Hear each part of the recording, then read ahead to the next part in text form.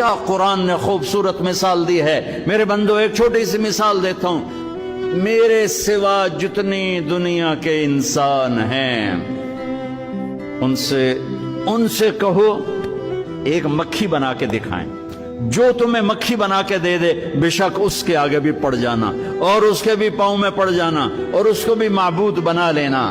اور اگر ساری کائنات کے انسان، انبیاء، شہداء، اولیاء، صدیقین، واعظین، ناصحین، سائنسدان ایک مکھی تو کیا مکھی کا پر نہیں بنا سکتے، تو پھر مجھے چھوڑ کے کیوں بھاگتے ہو؟